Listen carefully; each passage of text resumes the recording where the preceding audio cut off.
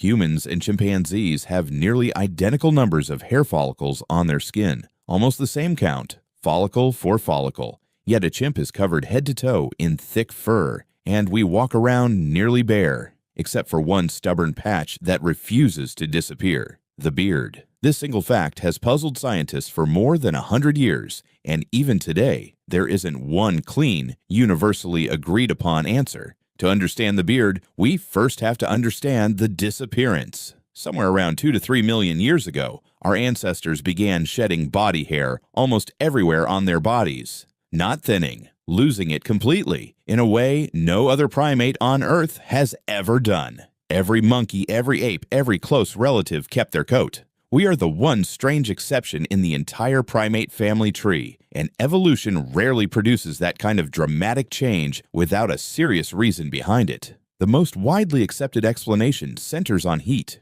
Early hominins were shifting toward a completely new survival strategy, persistence hunting. Instead of ambushing prey the way lions or leopards do, they chased animals for hours across open, sun-scorched grassland until the prey physically collapsed from exhaustion and heat stroke. It's a brutal, patient strategy, but it comes with a cost. Running for hours under direct sun generates enormous internal heat, and overheating can kill a body faster than hunger ever could. Thick fur is a heat trap. It works wonderfully for insulation in the cold, but for an animal trying to release heat quickly, it's the opposite of helpful. So the body adapted. It traded fur for something far more efficient: sweat glands. Humans possess more sweat glands per square inch of skin than nearly any other mammal alive, several million of them, spread across nearly the entire body. But fur blocks sweat from evaporating properly, and evaporation is what actually cools the skin. Strip the fur away, and suddenly that built-in cooling system starts working the way it was meant to. That explains the disappearance, but it creates a much stranger problem for the beard. If losing hair everywhere else was purely about survival, why did evolution leave one patch behind? And the answer is, it isn't really an exception at all. It's a very deliberate pattern. Look at where humans kept meaningful hair. The scalp stayed covered, likely to shield the skull from direct sun exposure during long hours outdoors. Eyebrows and eyelashes stayed, keeping sweat, dust, and debris out of the eyes. And on men specifically, hair persisted along the jaw and lower face. That last one breaks the cooling theory completely. A beard does nothing to help you run faster or regulate temperature. If anything, it traps heat right along the jawline, exactly where blood vessels sit close to the surface. So if heat regulation explains why we lost fur everywhere else, something entirely different must explain why the beard survived. The leading theory isn't about survival at all. It's about selection, specifically sexual selection. Charles Darwin first raised this exact puzzle back in 1871. He couldn't reconcile why a trait offering no clear survival benefit would persist so consistently across human males, and he concluded it wasn't natural selection at work. It was mate selection, a trait that endured not because it helped someone survive, but because it helped someone get chosen. Modern research has reinforced this idea using methods Darwin never had access to. Studies asking participants to judge photographs of men with varying amounts of facial hair, from clean-shaven to a full beard, consistently find the same pattern. Heavier beards are rated as more dominant, more mature, and more capable of defending status or resources within a group.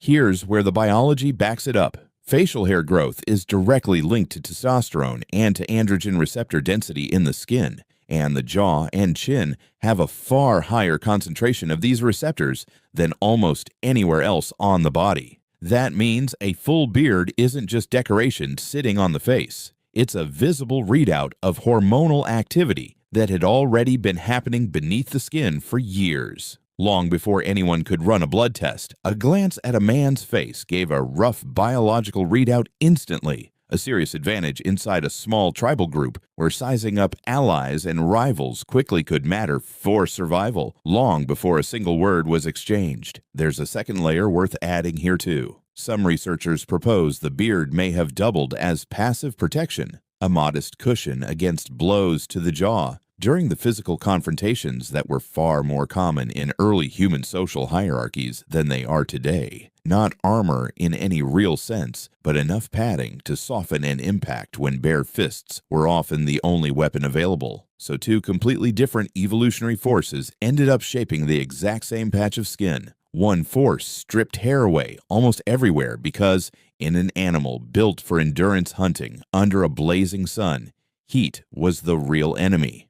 The other force preserved hair in one very specific location because there, hair wasn't working against biology. It was broadcasting it. It's worth noting this pattern isn't unique to humans in the animal kingdom either. Male lions grow manes for a strikingly similar reason, not for warmth, but as a visual signal of strength and hormone levels to rivals and potential mates. Nature seems to reuse this same trick of turning hair into an advertisement wherever it's useful. And the story doesn't end in prehistory. Throughout recorded history, beards have carried social meaning almost everywhere they appear. Ancient Egyptian pharaohs wore false ceremonial beards as a symbol of authority. Even some female rulers did, to project the same power. Roman soldiers were once required by law to remain clean-shaven, while their Greek counterparts wore beards as a mark of wisdom and philosophical seriousness. In many cultures throughout history, shaving off a man's beard by force was considered a deep public humiliation, a symbolic stripping of status, not just hair, which brings the story to now. Most men remove that signal without a second thought,